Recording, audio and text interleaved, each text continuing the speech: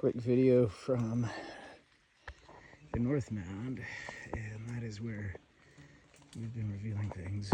But this one popped up today. I've known about it, but I had all this debris on top of it, doing what farmers over the years have done by stacking stone out of the way. But I don't think anybody really farmed this area. It's so rocky. So I think these are more just stacked stones from a previous installation here, where these rings, let's go over here. Can you make it without getting tangled? These rings here are massively stable rocks. Maybe not that one, but like this one. And so if you have enough of these bigger pieces sitting on them, you know, like this, but bigger, maybe that size, or that size, right? So you could position things from a central point. Dolman is over there. There's another stone right there. Dog, come. Let's go. And ultimately, good boy. We're still trying to figure out what that circle looks like. You know, there's this piece, those, this. Dog, let's go around here. Come on. Another one over in here that's pretty massive. There's this one. And then the ones that we're now unsurfacing or uncovering that kind of have a matching nodular profile. It's the one we just opened up there. So that's kind of going on around here. You know, this is the dorm area over there. And if we're trying to figure out some sort of circle, you know, I've used these stakes before in some of the videos, but there's some more really large ones. This, I believe, to be the cistern entrance that would have come across through here. And we have stones. Come. This is pretty stable here. It's pretty well buried. And as you can see, the white stakes over there could make it something that's aligned with. Come. More stone in there. A large piece right here. Come on, Doug, let's go. Good dog. And then we have this piece in here, which is really massive. So we put a utility pole anchor into it back before we realized.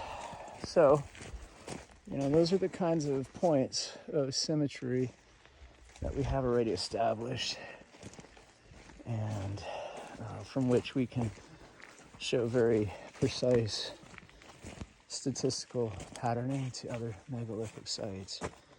But before we make any definitive claims, everything is on the table. So just a lot of research to go, but just taking it one step at a time as we figure out stoneworks like this. It's a little overgrown. We've had an interesting year so far, but there's a number of stoneworks in here and a large one over here, a large one over here. So another ring theoretically right up here. That's just some of the technologies. Let's go, Doug. From the 800s, 900s, 1000s, as they were reinterpreting these sites, looking at megalithic stones and trying to make heads and tails of stuff. That's my interpretation. And then as you get across here, you would have had possibly the effigy coming from that circle up into here. And there's a bunch of stoneworks right there as they then move up into the quarry. And the boulders on the edge don't seem to be the ones that were used in any of the 50s construction. I could be wrong. But this ridge here has a number of significant boulders and stoneworks that then kind of make their way like down through here. Just kind of go right to the spot here where you can see some on the surface. This one's almost pyramidal in shape. And then there's some back there that have holes drilled into them that I thought were always remnants of the 50s drilling, but they're different size bits than what would have been standard in the 50s and 60s. And then we have rock right through here. So it's almost like it drops under here, just like it does on the North Mound right over after that peak there. And it runs right across, as you can see, the quartz infused metamorphic layers that then come up in here and would have likely formed an effigy into the South Mound here. And we've moved around a bunch of stones, but there's also a bunch of really big stones buried under here. So, yeah, like this is one right here. You can kind of tell. I unearthed that one, and it's just one of many that are up in here. Come on, dog. All right, good boy. Come back to the other ones in here. We're gonna end up trimming this down, weed whacking, and it'll be easier to see them.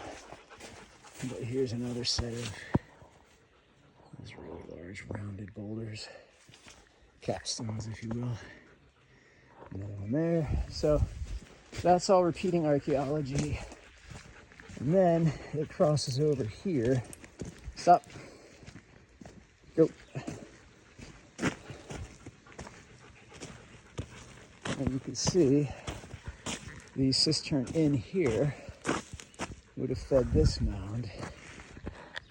And this would have been a lake for very shallow, but for mirroring stars from above. And then you could move pieces throughout that water to actually understand surveying relative to precision of stonework, astronomy.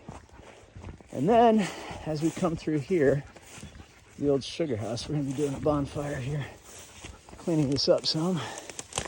But this stonework here is has a hole in it as well, drilled through. That isn't a parameter or diameter of modern drilling from the 50s or 60s.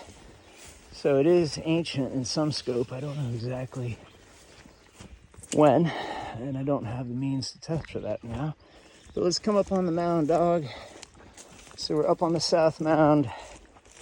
We've come from the stoneworks on the North Mound, follow that effigy train where maybe we could have come across through. To follow it up, we took the road. And now, come on, dog, come. Good boy. We're gonna go grab some water for Pup. Take a look. You can see right there. That's the recent bathtub feature. And then you just kind of see all the triangles. Done some work, had some other more pressing matters. So there's some cleanup left to do and some progress, but interestingly, while we sort of set this aside, it's kind of cleaning itself up a little bit. And we shift over to the North Mound and discovering a bunch of stuff over there. So it's kind of nice. I was hoping to be at the point where we'd be able to grab a piece like that and identify it from out here, because there are slabs and pieces that I know I can restore. It seems like a massive challenge. Pretty much all these stones are localized and can be jigsaw puzzled back together to a degree. That's the level of archaeological protection I've been applying and trying to make sure we don't screw things up by moving too fast, as I used to do with my backhoe, not realizing any of this was what it is. And so I guess what we have coming up now is a big push to find a path to unearth all of this and tell the story. Not just here on YouTube or social media, etc. Not just through the competitions of geospatial analysts, but literally to those that want to come check it out, much like people will check out places like Machu Picchu for the exact same reasons that we connect to it, being due north of it. The distance of the equator, or the distance of the radius at the equator, is exactly how far we are from the observatory in Sayac-Marca, Machu Picchu, Peru, where the same kinds of observational activities would have been going on for millennia upon millennia before we even understand the concept of what the Mayans were. And I think that's threatening to a lot of people, and the idea of narrative telling of cultures. And I guess, you could look at it and say, how recursive do we want to go?